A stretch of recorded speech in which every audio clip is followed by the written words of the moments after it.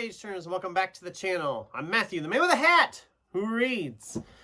And today we are starting to look ahead at 2025. We're getting close now to the end of the year, and so it's time to start planning next year. And I've done this video the last 2 years, and people seem to like it. This is, of course, talking about the big ones, the huge volumes, the bricks that are in my TBR. The ones that I keep putting off because of their sheer size. This is the big books of 2025 list.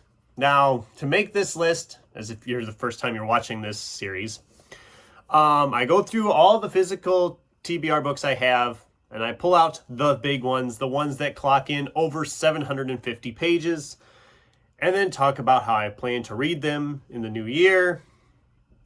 And then we repeat the process a year later because I didn't get to them. But I did get to some of those big ones from last year's list. There's only 4 books here, really, that fit the criteria of being more than 750 pages. We're going to talk about them, starting with the smallest, working up to the biggest, and talk about maybe when I'm planning to read them, or why I've been putting them off, or whatever. So this will be a fun little video. Let's get right into it. Starting with the book that has been in this stack the longest. This has been in both of the previous videos, I do believe.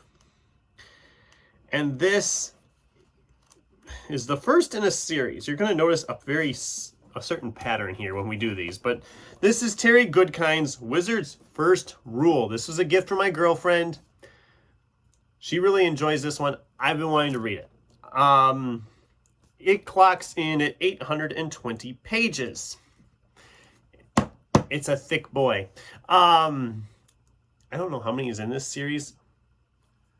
Is there like 8, 9 books in this series? I don't even know. Okay, maybe there's a lot more books in this. I don't know how many books are in this series. I should look into that. I've been wanting to read this one for a while. Like I said, it's the first one in the series. I'm going to tackle this next year.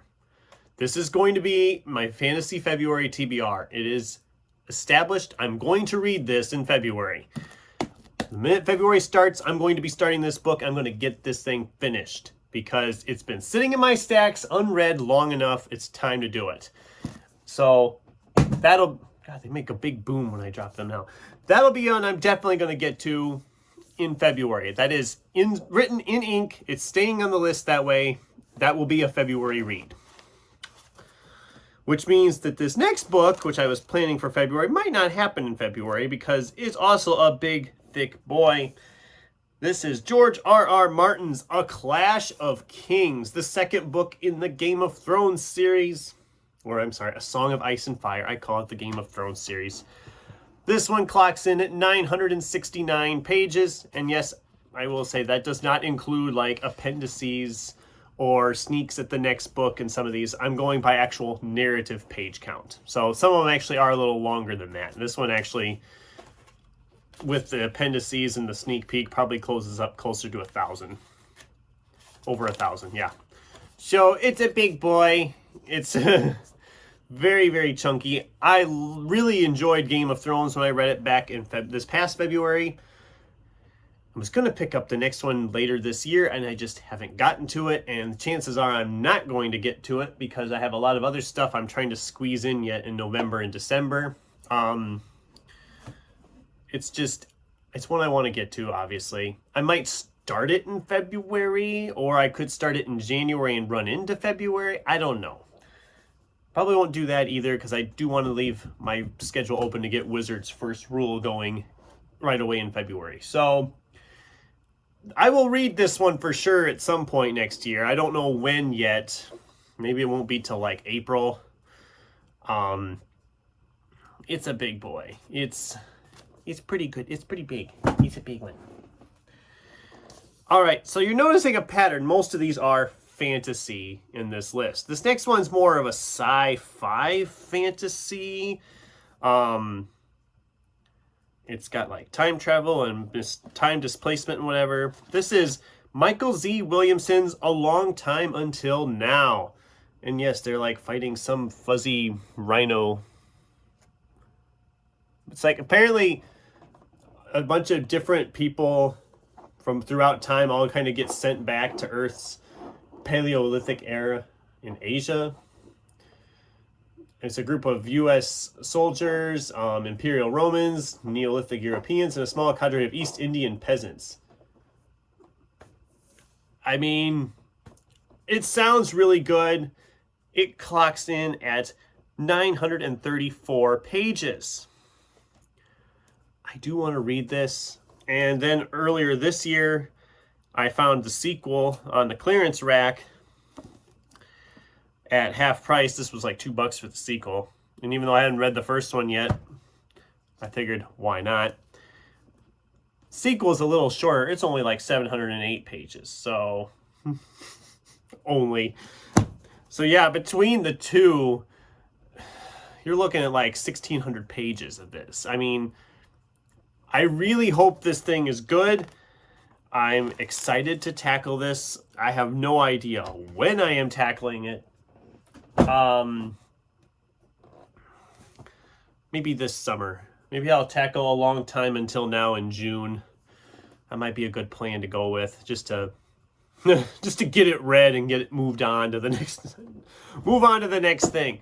I've been really doing good here lately. I went through a bunch of books again the other day and thought, okay, I need to really prioritize these. They've been here the longest, and I've been very good trying to keep myself from picking up any new stuff I've been getting, which is a main goal. I've been trying to prioritize the stuff that's been here the longest, and it's working for the most part.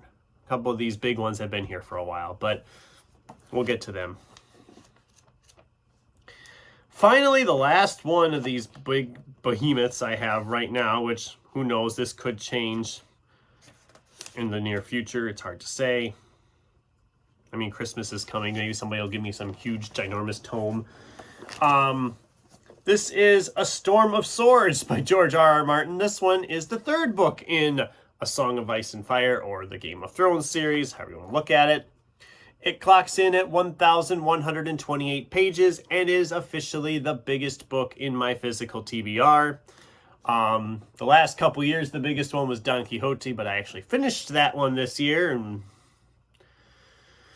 the less said about that, the better. But why haven't I read this yet? Well, namely because I haven't read book 2 yet. But like I said, I am excited to get back into this world. I really enjoyed A Game of Thrones, and I'm thinking I will enjoy the next ones as well.